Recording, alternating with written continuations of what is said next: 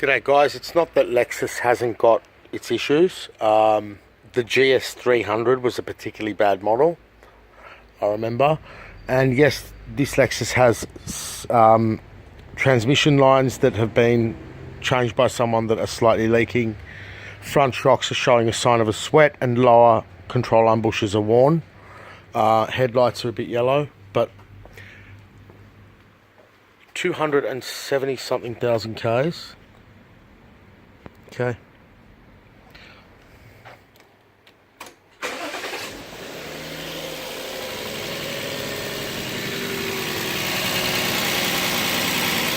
There's the O-ring leaking for the water pump there, the little junction, slightly leaking.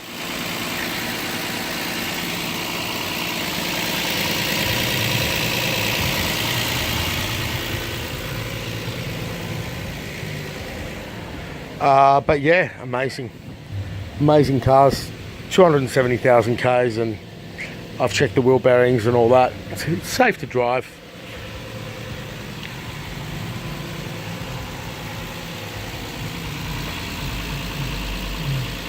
And compare that to the newer cars is unbelievable. So yeah, we didn't know in the day how good these would be. The Crusaders back in the day, where these engines had issues when they were first developed.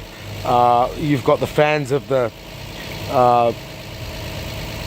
2MZ, and then the fans of the Skyline. I never particularly, I mean, it's a great engine, but I remember that the cams knock in the Supras and all that. This is forward a few generations, but I always thought they were a bit weak, but no, that they got it right by now. So as you can see, there is a timing belt here. Okay, so it's double overhead cam, but they drive the other cam internally, and all the brake lines are good, and just shows you how they hold up.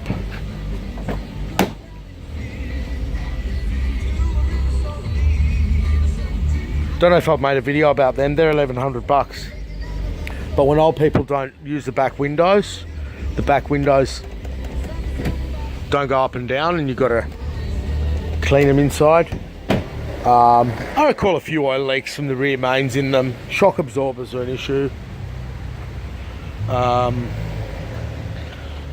But yeah, really amazing cars. To look at it now, years later,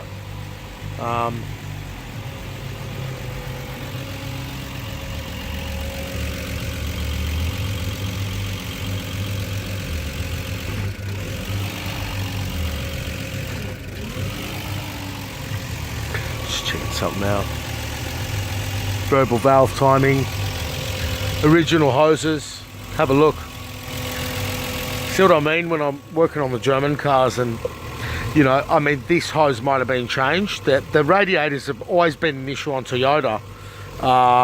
Is that the genuine radiator? I doubt it.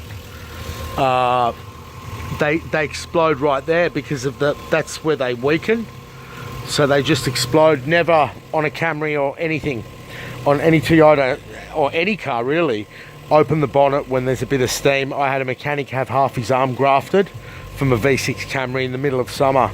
He opened the bonnet and the tank had exploded there. The top hoses explode as well, and it just happened to blow up on him, and he was in hospital for a long time. So that's a big weak spot. But look at all the Mercs and BMs and Volkswagens, and they just explode at 50,000 Ks, 80,000 Ks. So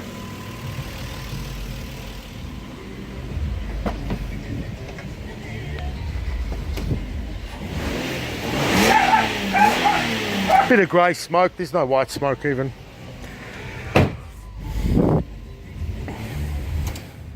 This car was likely a one owner. I'm not saying to buy it used with 270,000 Ks, but sometimes when there's a ding, that's a bit of a ding, but sometimes you're better off getting a car that's a little bit faded that you can bring back, that's had one owner, than a car that looks brand new that's had 7 owners. You know what I mean? This car was looked after. I know, because the dipstick on Toyota changes colour. It's never missed an oil change as far as I can see.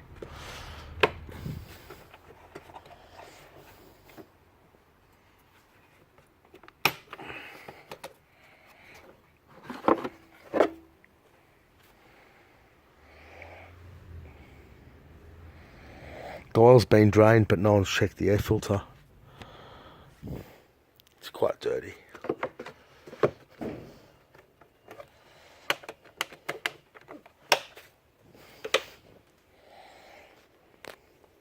Never blown a door lock.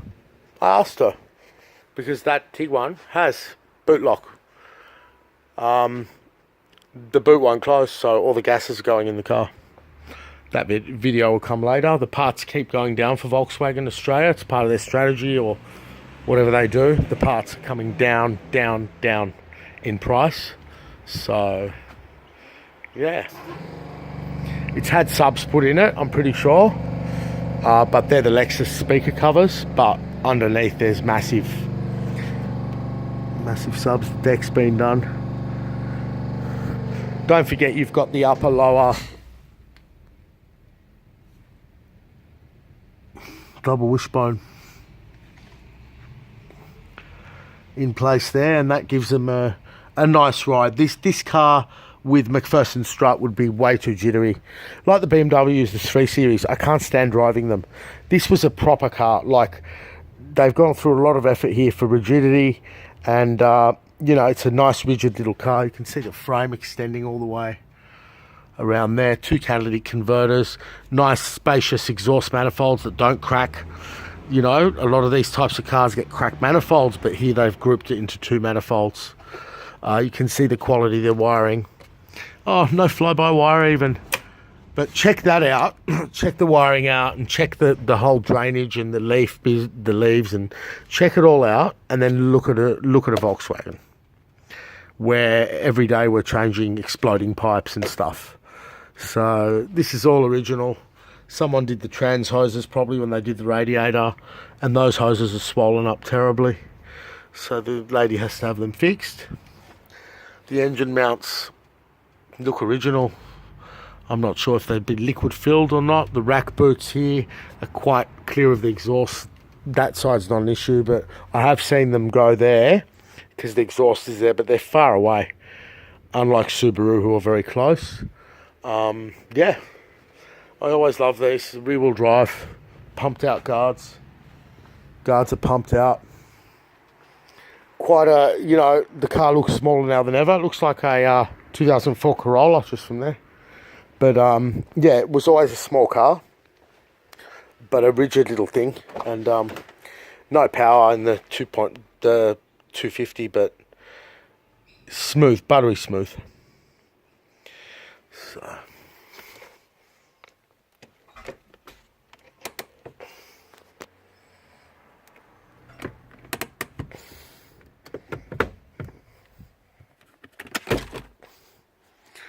Oh, the little shock absorbers falling off. All the belts work, and anyway, that's a quick vid. Always unblock the sunroof drains on all Toyotas. They're very small. Prado, Land Cruiser, Lexus. Anyway, hope that helps with IS250. But yeah, you miss services there. The engine's going to blow smoke. It's going to leak. You know, power steering issues on the 300, 350 or whatever they were with the bigger engines. I remember the racks going on them, like the GS300. You know, lower control arm bushes are an issue, radiators. But the gearboxes are good. The gearboxes are bulletproof. And, of course, you'd want to check for corrosion in the wrong area too. But it can be quite a good buy for a young driver that wants to drive. The car has traction systems in it, so, and it's not that sort of an engine like a Commodore where they're going to lose control. So it's not a bad option for younger drivers. You don't want to give it to a teenage boy that's going to thrash it on the limiter all day and not do the timing belt, for example. But yeah, coil packs go very rarely, but the coils go. O2 sensors, if you use ethanol, water pumps always were an issue. You know, fan belts, people over tighten fan belts and water pumps leak, and you know, they leak anyway. You can see there. So once again, coolant. I mean, it's all about the coolant. A little bit hard here. It's got years ahead of the Corolla. It's got the concealed type coolant bottle.